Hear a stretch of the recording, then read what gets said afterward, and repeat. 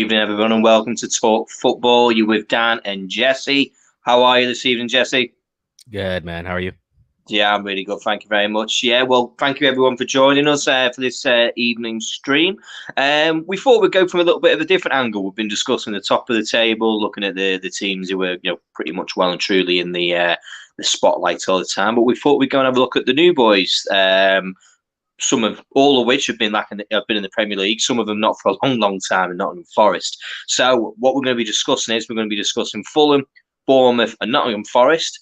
Kind of have a bit of a breakdown, see what we can expect from them, look at their strengths, look at their weaknesses, have a little dig into kind of the way that they play football, and then basically give an idea as to whether or not we think that these guys have got a chance of staying up next season, and if they're going to displace anybody and who they're going to give trouble to. So with that, I think we'll just get straight into it and just have a look at the stats that they've got here, and Jesse's pulled them up.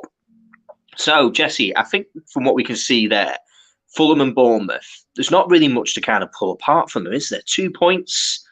Bournemouth, very tough to beat, only lost 8 times and only conceded 39 goals, which is really respectable for playing 48 games of football, 46 games of football. Do you not think?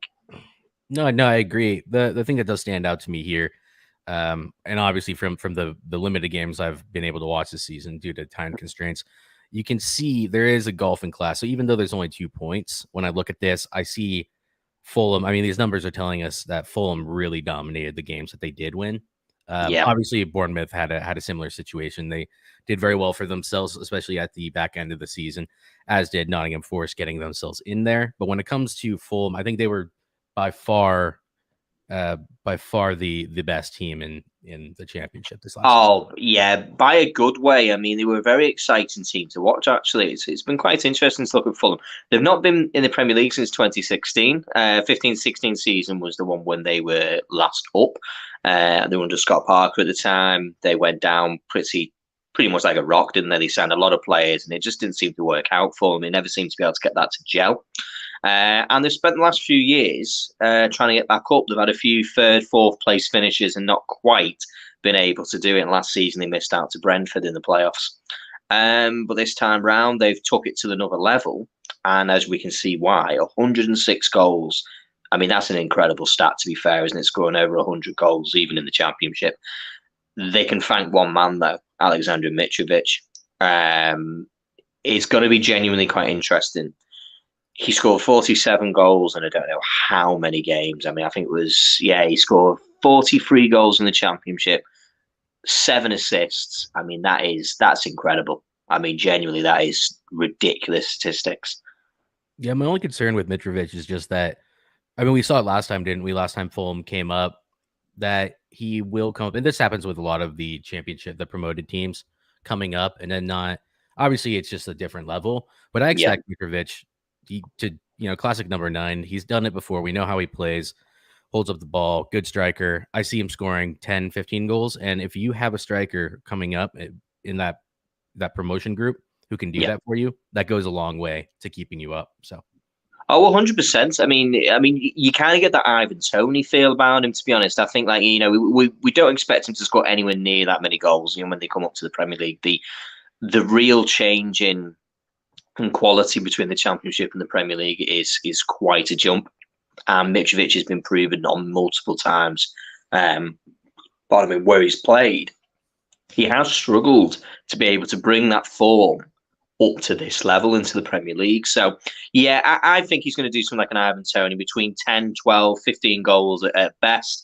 I think if he scores 15, I think that they'll have no problems at all. They're going to rely quite heavily on him, as you can see, because the next top goal scorers are Fabio Carvalho, who's no longer with them, and he's at Liverpool now. He was also a main source of this fella's goals as well, Mitrovic. He was a main source of his goals. They worked well together on a number of occasions.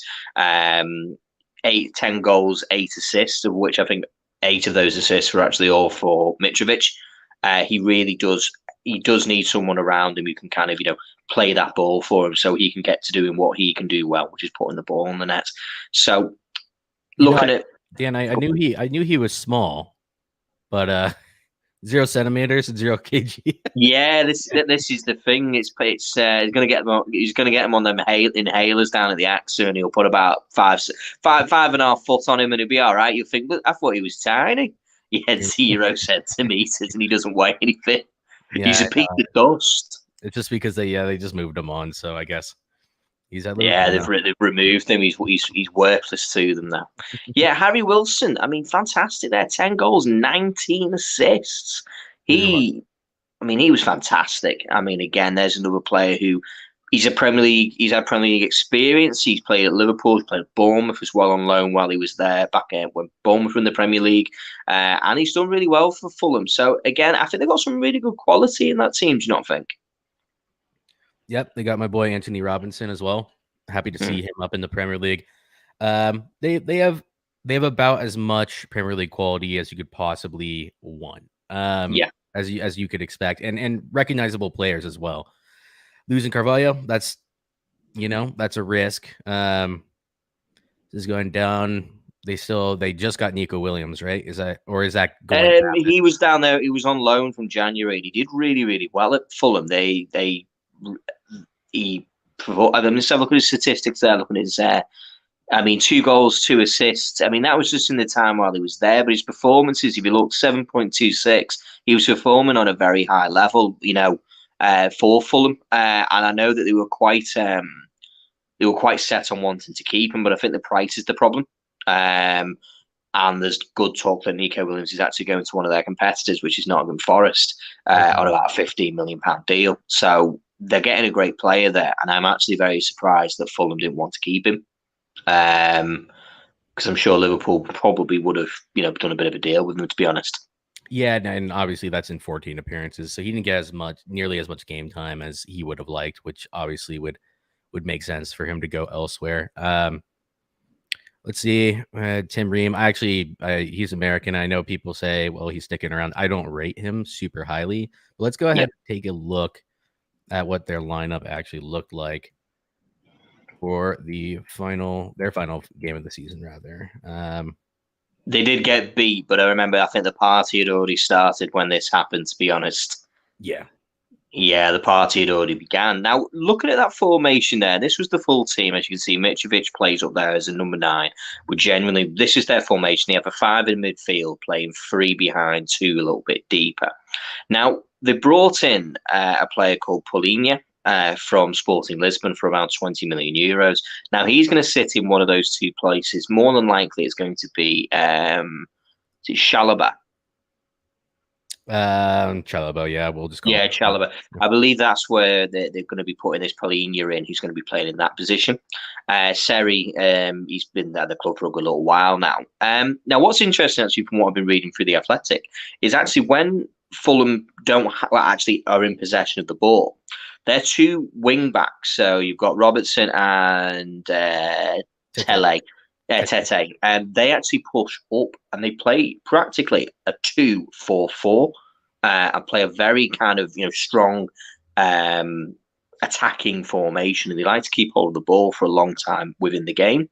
Now it's going to be interesting, Jesse. What do you think is going to happen when they come up to the Premier League? This is a club who've benefited from being the team who has the ball a lot, passes it a lot, builds up the play. According again to The Athletic, looking at they created 174 chances, from which at least 10 passes were used before that a shot, a goal, or a touch in the box had occurred.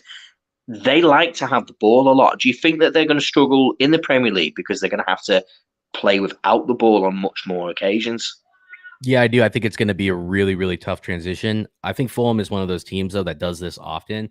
So as long as they don't pull a Norwich and they actually do learn from their mistakes of the past, as long as they can put together a solidified defensive unit and drop back just a bit deeper, but then keep a bit of their attacking prowess, like you can see, averaging about 19 shots a game. Closest to them is 15.5 if I round up to the half decimal.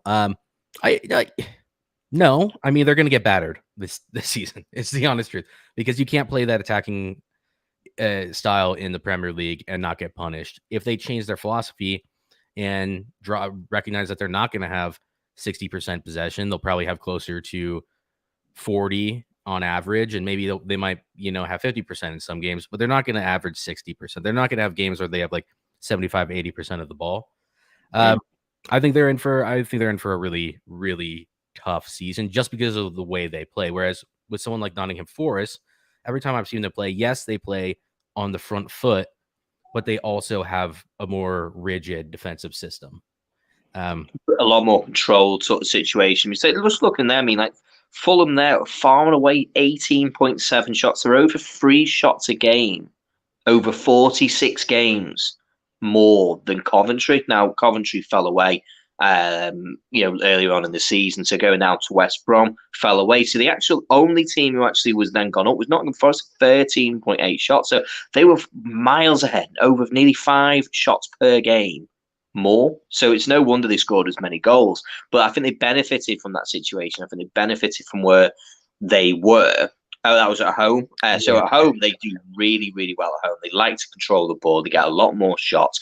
Overall, not much change, maybe 2 away. So just looking at that away form, just to see how they get on when they're not at home. Again, so they dominate every game, home and away. They just attack, attack, attack. And I think you're right. I think when they come and play clubs like Liverpool, which is their first game of the season, it's going to be, I mean, that's Liverpool's game. That's perfect for Liverpool to play. A team who wants to come and play football, who's going to attack. They'll want to keep the ball. They'll want to try and get at any team. So, yeah, I think they're going to have a bit of a fun time, but I think they're going to get a lot of joy in a way like a Brentford sort of situation where they're going to win games just through the fact is they're going to have chances and it'll work out for them. They're not a team who struggles to create chances and have shots. And if you are creating chances and having shots, then inevitably a couple will end up going in. Yep. Let's go ahead and take this opportunity to go ahead and bring in Jamie. Jamie, are you there? How you doing, lads? I'm really good, mate. Thanks for coming on. Yeah, so we're just currently discussing Fulham.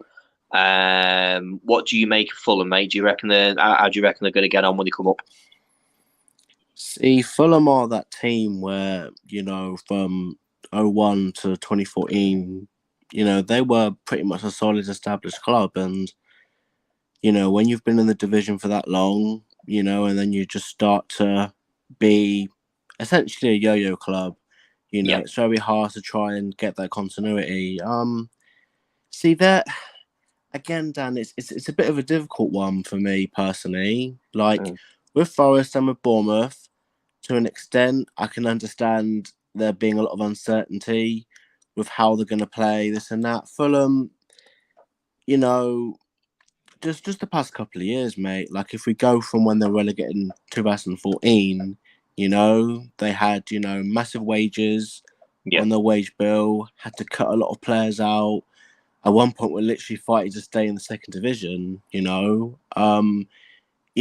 Fulham squad, there's just not really a plethora of, let's say, talent. There's a lot of individual talent.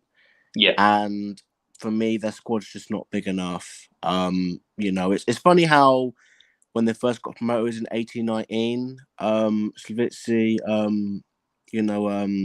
Matanovic, I think it was, their former manager, he literally done what Marco Silva done at Watford and Everton.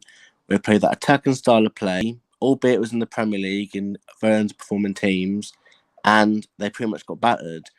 Now will he do what Slaviki Mohamovic done, where he played that attacking football, or will he do a Scott Parker, where albeit they didn't have the attacking power of literally Bayern Mitrovic didn't have the attacking power, but they were defensively resolute. So I think it's going to be interesting. But I just look at that Fulham team personally, lads, and I just think, there's not enough overall quality in that team in terms of, who you're going to get off the bench, who's going to turn up for them apart from Mitrovic. I think that will be the key. No, you're totally right. You're totally right there. And we just discussed that before about Mitrovic. I mean, he was 37 goals ahead of their next top goal scorer. I mean, that was outrageous.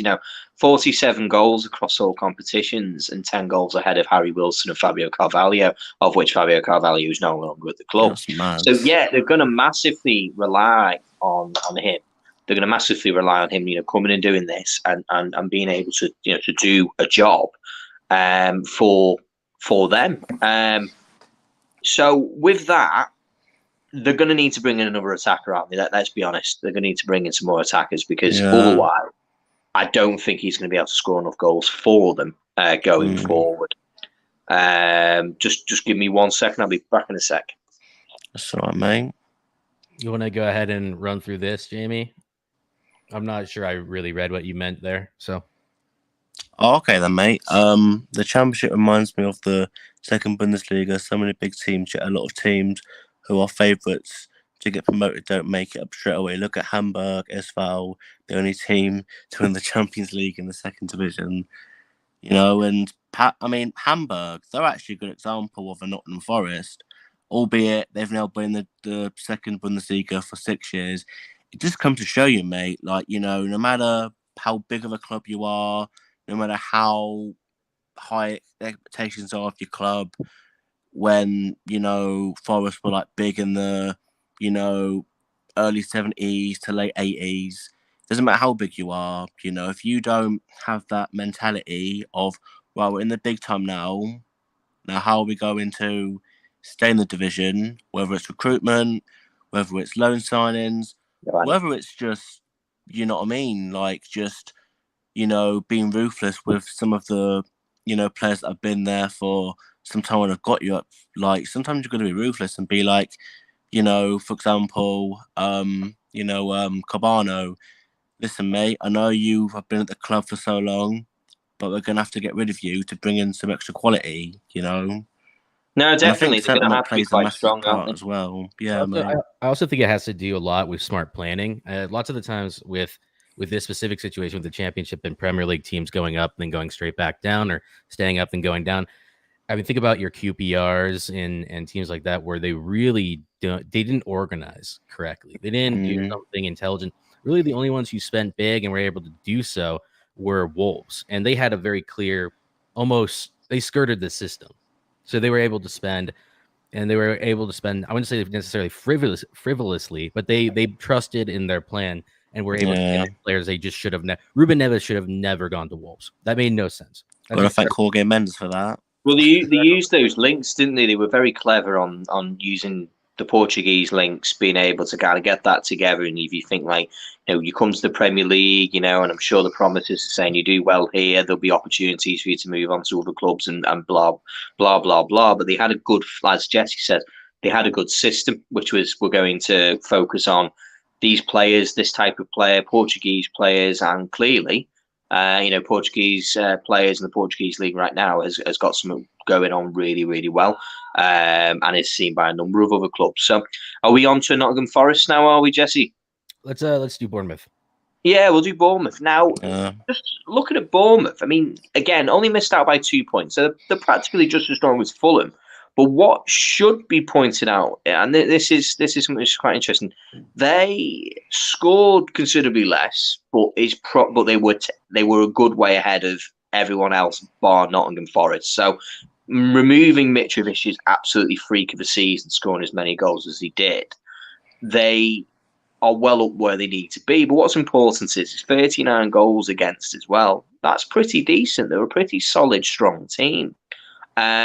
What has to be said, though, and just before anyone comes for me from the Fulham aspect, I am aware that you guys did lose 5-0 in your last game of the season, so you probably did only concede as many goals as Bournemouth. I understand, but I'm just saying you may not have been on the beach at the time. But yeah, Bournemouth strong. Dominic Solanke turning into a player as well over there. He seems to be a pretty important cog in their team. And let's have a look there. 29 goals, 7 assists. Wow. Tell you what, Michael Edwards, he knew something, didn't he? He only took a couple of years. Oh, Dan, you should have kept him, man. Should have kept him instead of getting Nunes. Oh Lord, yeah, that's it. Yeah, I'm sure I'm going to cry into my Liverpool bedspread tonight. Not having Nunes. get me Solanke back in. Hopefully, there's a buyback option. Straight swap. Straight swap. Yeah, straight swap him. Yeah, I'm sure he'd love to play in Bournemouth. It's a lovely place to be in. But yeah, again, quite interesting. Both clubs have benefited from having somebody who is miles ahead of everybody else. Literally carrying the team on their shoulders. I think 19 goals different. Yeah, I think that's the when we take a look at Nottingham, you see the difference, especially just in the supporting cast. I mean, 29 goals, Billing on 10, Anthony on 8, Lowe on 7, 4. I mean, these are respectable numbers, especially those top 4. And obviously, you just have the one on 29, which always takes you over the edge. What I do think is interesting is actually, no, I'll go into that when we go back into Bournemouth, but just with out of these top 4 teams, just kind of looking at the actual general state of them. I understand that Huddersfield, was 2 points above Nottingham Forest, but you see really consistent statistics between Bournemouth and Nottingham, which I think is an indicator. Huddersfield is nowhere near. There's nothing between them, is there, really? If you look at the two, they've conceded as many and scored as many. There's literally nothing in it. And then Huddersfield is just kind of there in the middle, above, like splitting them on points. But if you actually look at the actual statistics, I complain about this with United all the time. Is I look at our points in the table when we were second, even this last season, a goal difference of 0, and it's like it's ridiculous. It's night and day. All you really need to look at is how they actually performed. But no, you're totally right. And again, it's just looking at Bournemouth's situation there. I mean, it's nice to see Jefferson Lerma still getting 2 red cards. That's something you can rely on. So don't put him in your fantasy team, whatever you do. That guy loves a red card. Back getting his red cards. But yeah, it's an interesting one. Kiefer Moore's over there. I believe he was on loan. He was on a loan. He was brought in January. Didn't quite work out. My man Nat Phillips was there on loan as well, and he'd done a job towards the end, going on there. So they've had a decent enough team. Solanke's played the most. They've benefited from this guy staying fit. I think that's going to be incredibly important for Bournemouth for their chances of staying up next season. Mark Travis is quite good as well. The goalkeeper. Yeah, he is their goalkeeper, and looking there, I mean, he's attributed to their goals. They've conceded very few goals, 39 goals across a 46 game season, less than a goal a game is pretty decent as a return for the Championship, which is well known for being a bit of a tennis match, to be honest, at times. Gary Cahill down there in defence, probably on his last season. There's a few good players in there. A number of them that I can recall. Ryan Christie was there the last time that they were up. Obviously, Dominic Solanke was there. They've got a few players in there, and it'll be interesting because you've got Mark Travers in there. He's the Ireland goalkeeper, and we've got Liverpool's Queefy Keller. Now, Queefy Keller, this could be forming as a part of the reason why he's looking potentially for a move out of Liverpool, because this fella now is going to be looking at taking his position, because if he isn't the number one for Bournemouth and they stay up, the attention's going to be on this guy. So I think we're going to see some good performances out of this goalkeeper. I think he's going to have the bit between his teeth. Bournemouth are going to be a tough nut to crack next season. I don't know what you boys think. Go ahead, Jimmy. Oh, you sure, mate? Yeah, go ahead. I'm sorry, I'm just trying to work on something real quick. It's all right, mate. Yeah, mate, I totally agree. I mean, from what I've oh, hold a minute. Can you hear me? Yeah. Yeah, it's coming through. Yeah. All right then. All right then, mate. From what I've seen of Mark Travis, because believe it or not, like, whenever there's like highlights of a lot of teams who have been formerly in the Premier League of recent, I always try to keep an eye out on some of their games, and the games I've seen Mark Travis play, I've been quite impressed with him. I think from what I've seen of him, he commands his box. He's very quick off his line. Distribution could be better, but to be honest, we all know who the top 10 goalkeepers are in terms of distribution. So, but yeah, Dan, I totally agree. I think Kelleher needs to be on his toes as well. But I think what's helped Mark Travis as well is Scott Parker, like he had at Fulham, where there was that that battle between what's his name? Marek, I think his name Marek, that Fulham goalkeeper. Yes, yeah, and Areola. He literally chose Areola because he was like, right, I feel comfortable with you because you can basically play the way I want to play. And, even if you have a few bad performances, you're playing. And because he's gave him that, faith, over the likes of an Asmir Begovic, who eventually on Everton, that's definitely helped the Bournemouth back line, because that for me is what was kind of the problem in the first half of Fulham's season, of the 1920 season before COVID, where it was literally just, between Marcus Bettinelli and Marek. So yeah, man, I think he seems like a promising goalkeeper, and let's see how well he does to keep Kelleher out, because unless he gets that loan move done, I think he's going to be potential on the bench, mate. Well, no, 100%. Queefy Keller is definitely going to be on the bench, unfortunately, and this is where the problem where we are, is that he's trying to get a second goalkeeper who is happy to stay on the bench is worth a weight in gold. It really is. They're difficult to come by with the quality. So yeah, looking at them, they're going to be, for me, I think they're going to be a tough nut to crack. They really, really are. And what do you think? Who's replacing Keller at Liverpool? At Liverpool. Yeah, do you know yet, or is it just going to be one of those? No, I mean the talk is because he's no kind of, he's definitely being sold. It was just some of the interviews that he did where he was saying about, when we get to the end of the season, I'll consider kind of what's going on, and I can understand that, and I can definitely agree with that. It's one of those situations. He's 23 years of age, and he's got Alisson in front of him. It's a very hard situation. So it'll be about going and looking at a goalkeeper who would be happy to kind of say that I'm not at his level. I'm not really fussed about going back in as a number one again, and just happy to stay on the bench. In all fairness, like Adrian was that opportunity at one point. He had some good matches. He also had some very poor ones. But statistically, looking at Adrian, we got him on a free. He was actually outperforming where he should have been when he was at West Ham. So he just unfortunately is past his best years. And that's why he's just going to stay around one more season then and move along anybody. So yeah, Queefy Keller is a bit of an interesting one. I'm actually quite surprised that no one's been in for him yet. And we've heard kind of conversations about inquiring if, can we have him on loan? Would we be able to offer to buy him? Kind of those situations, because he is too good to sit on our bench. But at the same time being is when players like Ramsdale are getting sold for 25 million, for me, Queefy Keller is worth just as much. Is Foster or Forster still available? I know one of them went. Ben Foster is still technically available, but again, just listen to his podcast. It makes so much more sense that he would be somewhere like Arsenal. He almost kind of, he put himself out there, shall we say? During one of his interviews, he discussed and said, he was asked a question, so where would you go? And he was like, well, I want to be at a club where there's a great young goalkeeper, and I can teach him all the tricks of the trade, and push him up, and kind of get behind. And I'm sitting there going, so you're literally talking about Aaron Ramsdale and Arsenal because there's nobody else.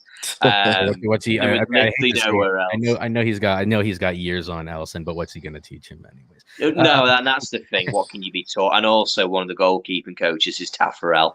I mean, let's be honest. World Cup winning Brazilian goalkeeper in Taffarel at Liverpool. I mean, what can you learn other than being there? I do think that's super fascinating about the actual hierarchy of goalkeepers, because a lot of times you'll have this like more experienced head in either the third or second position, so they can jump in.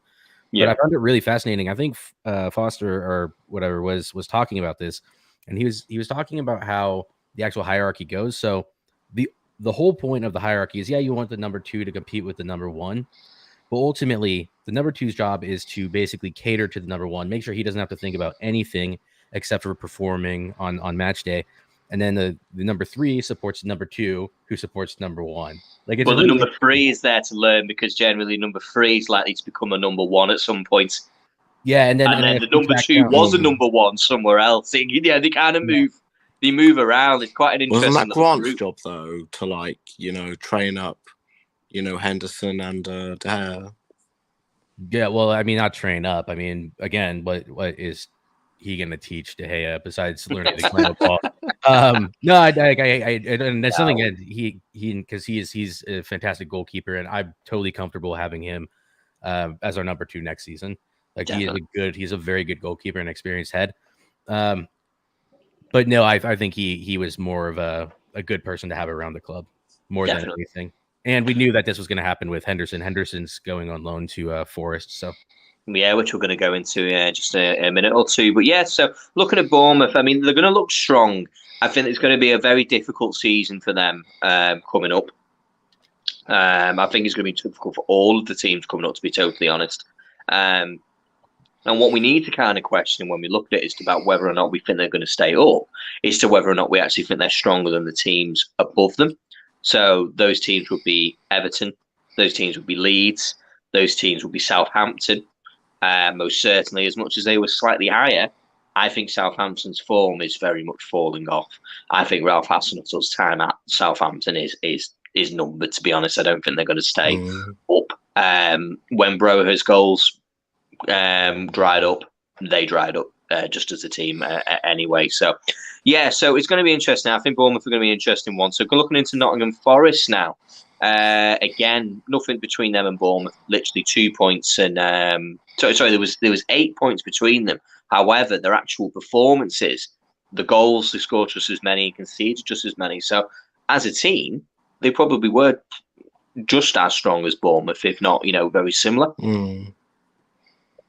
Yeah, and I'd be interested to see, because I know that they kind of picked up near the end of the season. You can see here quite a few wins. Yeah, there's the occasional loss. But they picked up near the end of the season, as Annie said here. Forrest was bottom at October, and then they replaced. They had Chris Shooting, didn't they? Yeah, they brought Neil Critchley in and turned it all around. Turned it all around, and look where they are now. So, first time in. I mean, you said 24 years. I don't think we fact checked that, but first time in 24 years back up in the Prem or whatever. So, yeah, 1999. 1999, yeah. So 21 years, is it? Yeah. The worst day to be a Liverpool fan. Why is that? Because of the treble. Is that what you're trying to say?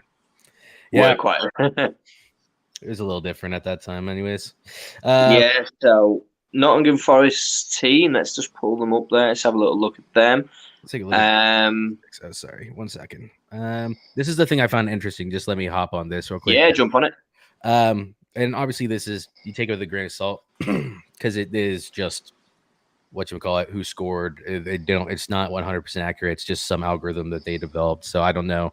I know it's not accurate because I've seen it all the time. But like the stats are, and you look at them and you can see here, they're not in the top 5 for anything, but they are up there. And this will be taken from defensive ratings and stuff like that as well. I just found it interesting that they could be the second highest performing team, even above Bournemouth, with similar stats and all that, or similar like goal difference, goal scored, and all that clean sheets, but then not have anything in the top 5. Get a bit of feedback off your mic, mate. Just mute your mic, mate. It's like you're breathing into it a little bit, yeah. And I just found it interesting. It shows me that they're a well-rounded team. So yeah, no, 100%. It's quite interesting when you look at those, as you say, their actual ratings. They were nearly just as good as so they're a strong performing team.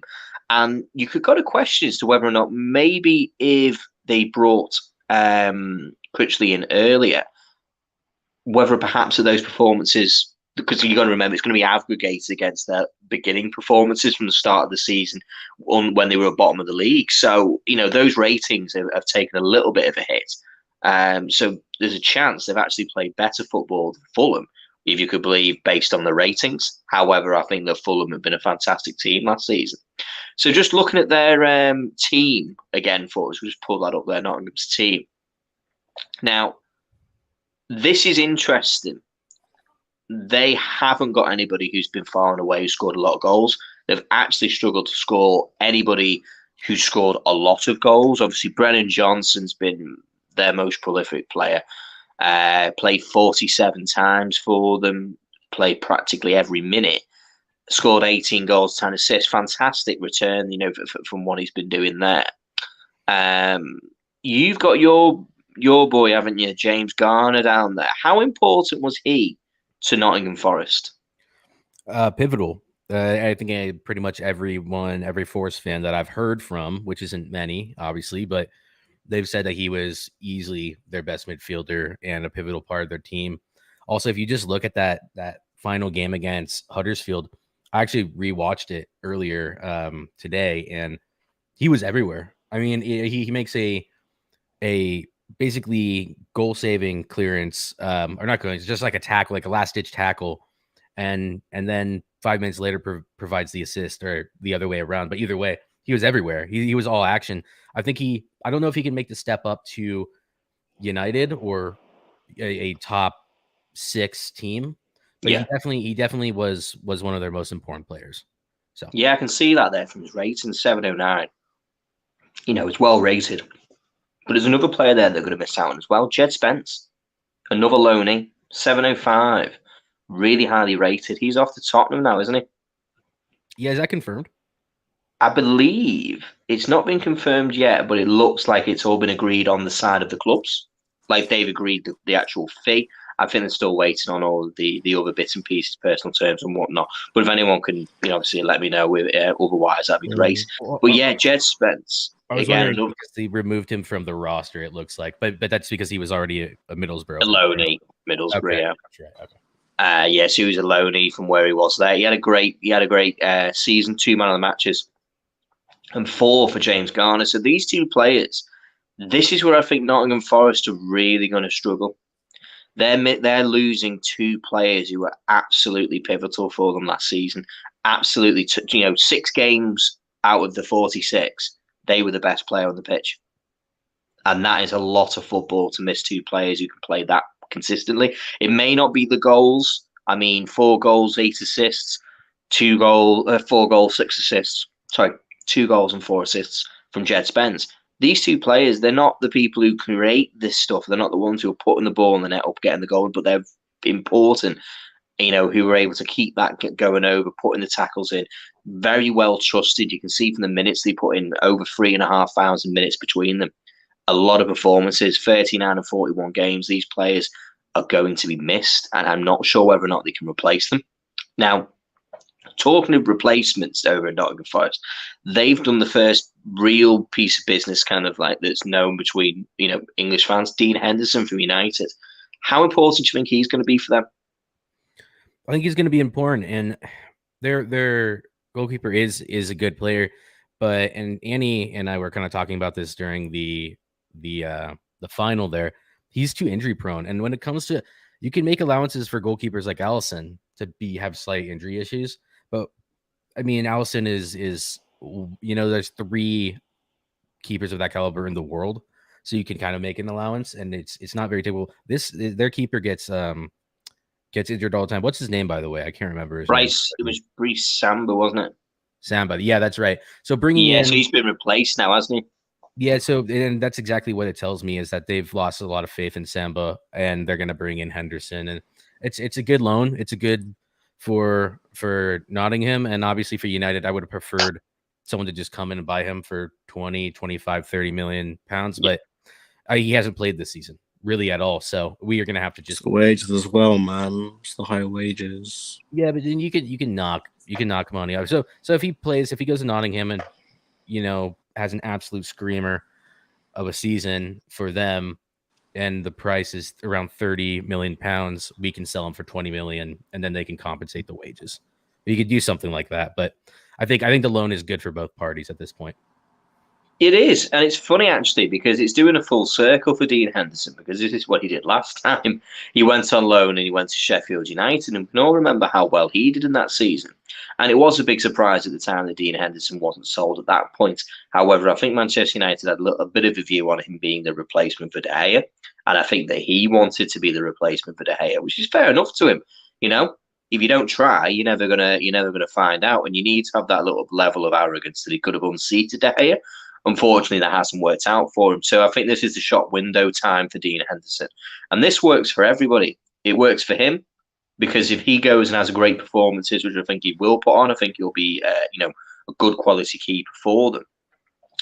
he's going to benefit from the people who are going to be interested in. An English goalkeeper is going to be quite a prized asset within the Premier League to have. And this isn't just Nottingham Forest. You've got to look at some other clubs who could well be interested in a keeper of his level. If, of course, Manchester United are willing to sell him within the Premier League to maybe a rival, shall we say. So going from there, Nottingham Forest, it's going to be for them. I think this is going to be where they're going to struggle. Goals. Goals are going to be a big problem for Nottingham Forest next season.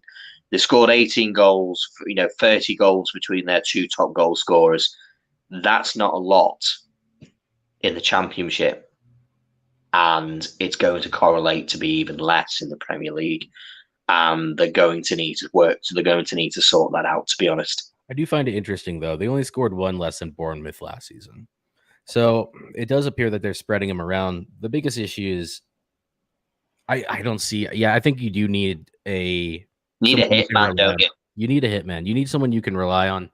And yeah, their front, their central striker is not good enough. Like I said, I was watching the game earlier, and he's just not levels.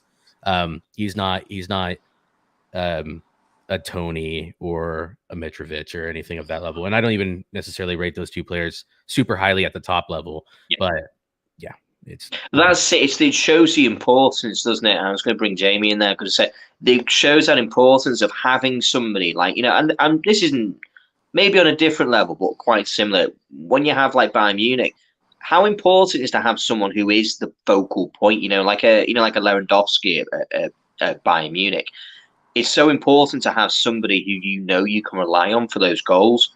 And that's kind of what I'm saying there is that Fulham have got one in Mitrovic, and so have Bournemouth in Solanke. They've got two people who scored even 29 or 43 goals last season. The top goal scorer down at Bournemouth only got 18. So do you think they're going to struggle there, mate, when it comes to scoring goals? I think so, mate. I think will help Forest as well to compensate with obviously lack of goals was the 3-5-1-2, where literally Philip Zingerlin and Lewis Grabban and I think Keelan Davis, as a free, were picking up them pockets. Yeah. Davis was pulling out a lot on the left.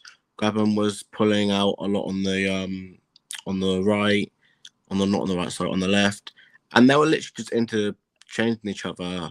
I think it's a bit more of a complicated question than that, mate. I just think overall, yes, goals are important, but maybe the system, because this is something I think not a lot of people speak about, mate. That look at in recent years.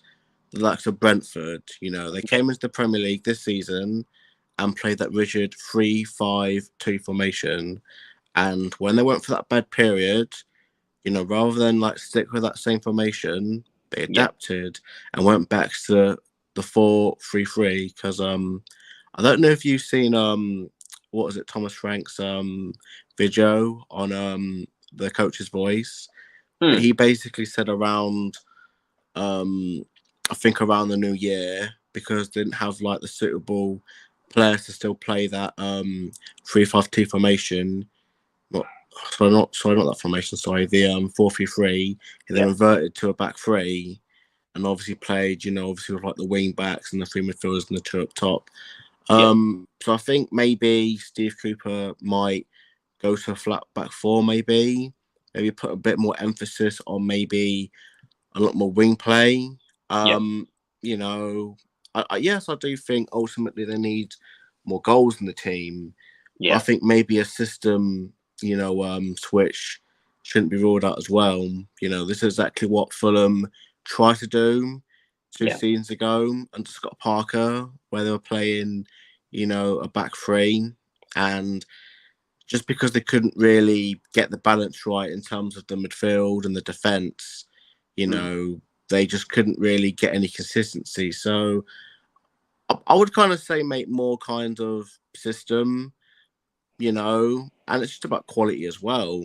Because, You know, they could literally do a QPR or Fulham, like Jesse said, like quite early on in the stream, where you just buy tons and tons of players, you know, out of the Premier League that just don't match what, you know, overall the philosophy and what the manager, but also what the club wants.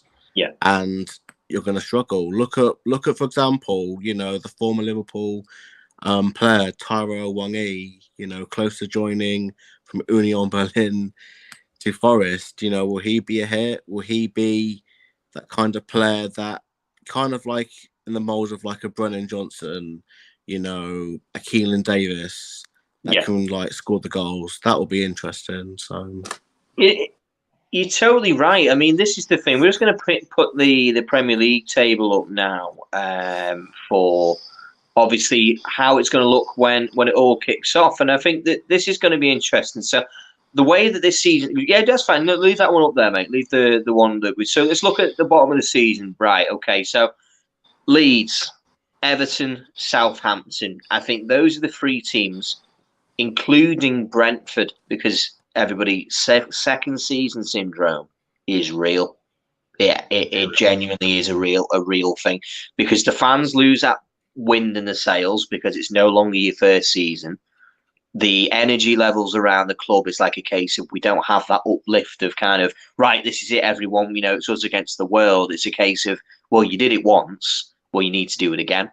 And that's where, for me, I think we've got Leeds, Everton, Southampton and Brentford. Those are the four teams who I think will be in a relegation fight next season, along with these boys. So there's 7 teams there for 3 places.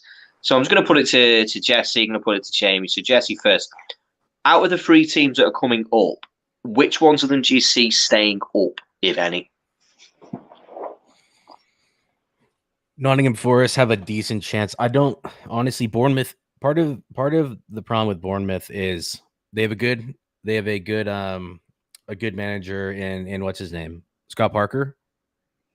Yeah, Scott Parker. Scott Parker. And I honestly, I think all 3 of them have a really good chance of going down. I would say it's going to be Nottingham Forest to stay up. The only reason why I say that, even though they're losing some integral players, is because they do have a system that I think befits the Premier League most. Yeah. A lot of Bournemouth, and this might just be me kind of thinking about the Eddie Howe era, I do still think of them as more of an attack-minded side. I understand that they had a good defensive record last season, but that doesn't necessarily translate. Sometimes the championship, to me at least, appears whoever has the most energy bags the most goals and concedes the least. Really, it's a proper marathon. It's a real marathon, isn't it? Yeah. It's why, you know, if Leeds were to go back down right now, I imagine they could come back up right away and kind of yo-yo. But I think none of them Forest have a good chance. I also think Fulham have a chance. Actually, I don't think any of them have a good chance. Let me rephrase it. I think they all have a chance. I think those 2 have a chance, and I don't really see Bournemouth staying up. But when you look at it on paper, I think we could all be justified in just kind of taking a look at this.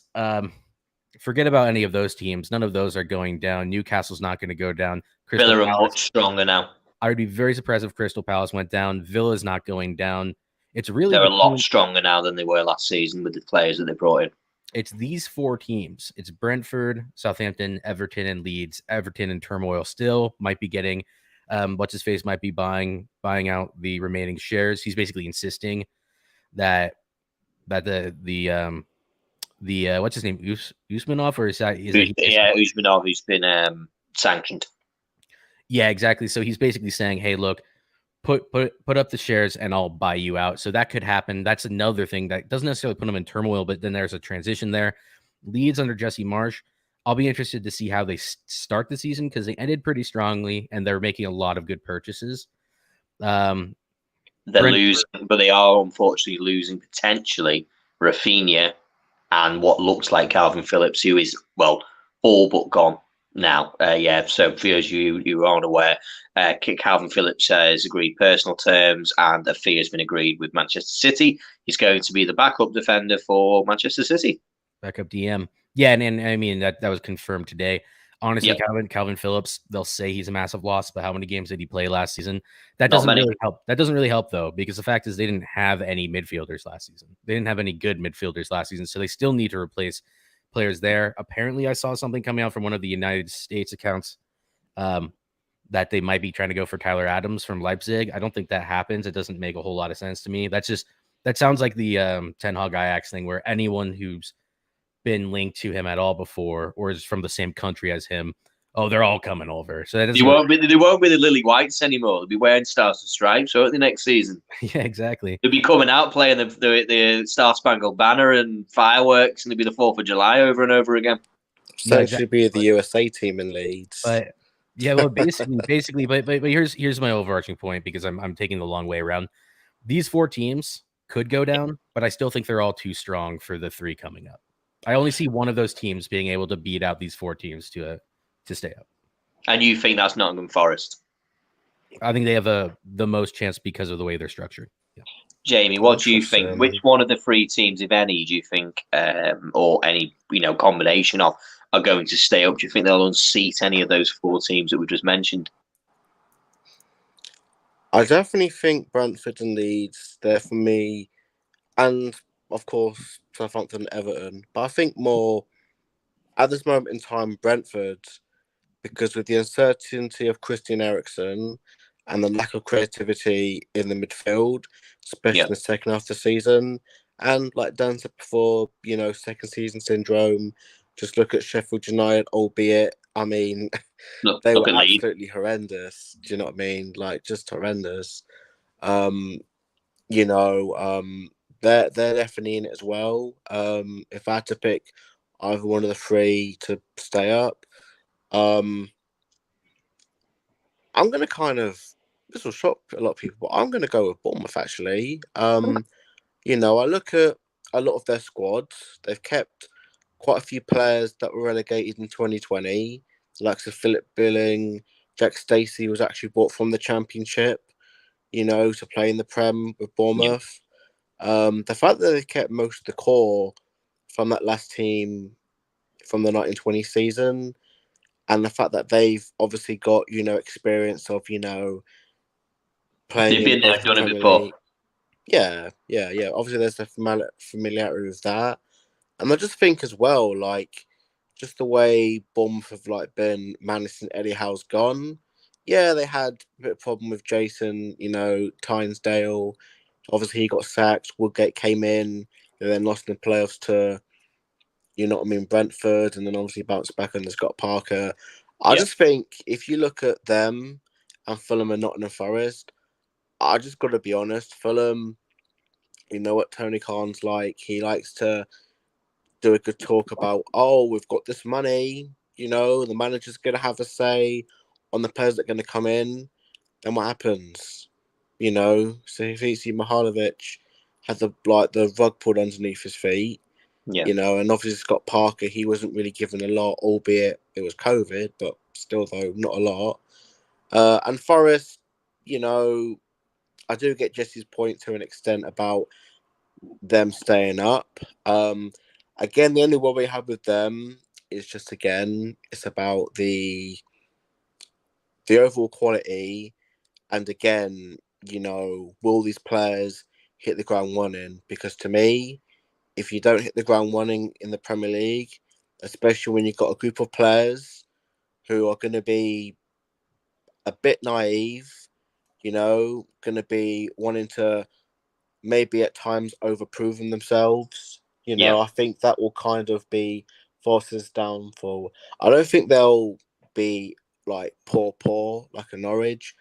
I think they'll give it a go, but I just think, it's going to be interesting whether they're going to be. It will be. It really will be. Like I said before, in getting rid of some players that have kept them up and having quality, or if a settlement's going to come in. So, yeah, man, I think personally... Jesse, on that point there, would you be able to get up the first 10 games for us? Because I think this is where it's going to be the most important for them.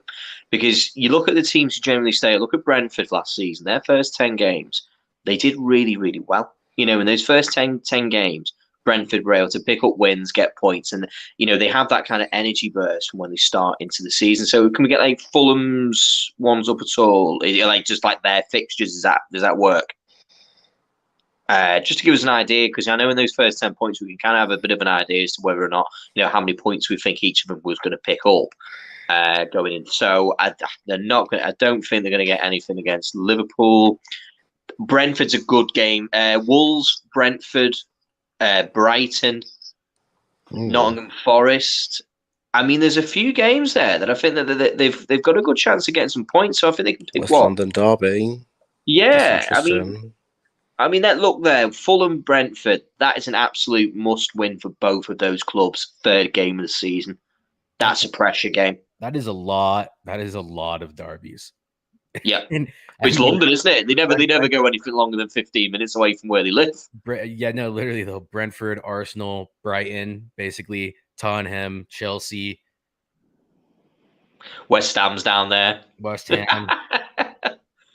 I mean, it's really there's a lot of London clubs, obviously, in the league this season, but as there always are. But that's an interesting start to the season there. With so out of those first 10 games, I don't think they're getting anything out of Liverpool. I think they could get some change out of Wolves potentially. I know Wolves didn't do too well towards the end of the season. I think we need to remember they did struggle to score goals as a team. So I think that's a game that they'll be looking to try and get some points out of. A draw. Hey Dan, can I ask you a quick question, mate? Sorry, yeah, jump in. Can I just ask you a quick question? Yeah. Do you think we should add potentially Wolves in the relegation battle? Because the second half of the season it looked dire, and if they don't the goals dried up a little bit for them. I just think that with Wolves, I just think they've got a strong enough core of a team that I think they're going to be fine. To be honest, not those kind of Wolves, everyone. This isn't the Discovery Channel. I hate this part of the season. I hate this time of the season because usually you can just type in Prem and it pulls up the whole fixture list with all the clubs, and then you just go straight Prem, and then you just go and pull up all theirs. But anyways, no, you guys just ignore me here. Sorry. Yeah.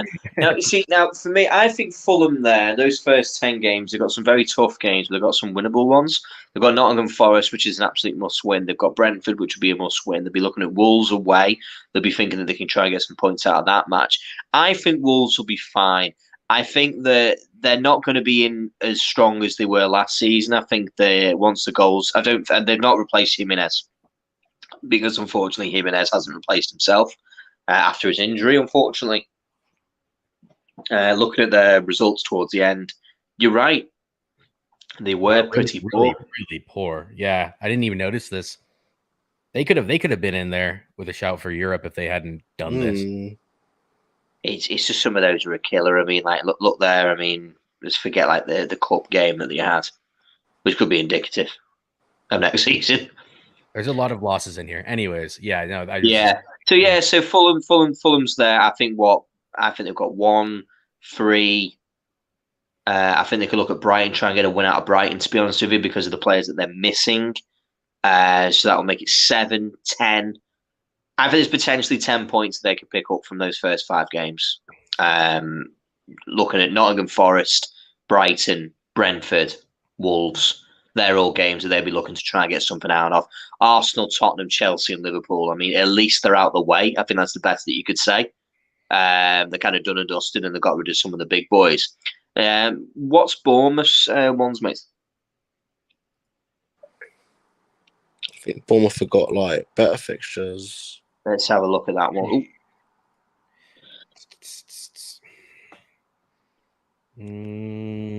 So there we are. They start out with the Villa, City, Arsenal, Liverpool, Wolves.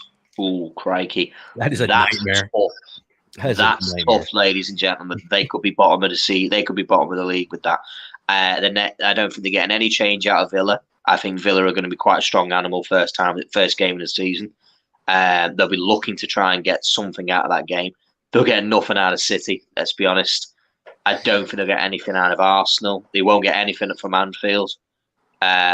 Wolves will be a game that they'll be looking to try and get something from. Nottingham Forest at this point will probably be a must-win already by the 3rd of September, because they could quite easily go on a run of 5 losses from those games. Brighton will be a game that they'll be looking to try and get a win out of. And Newcastle, yeah, I mean, that's going to be a tough one.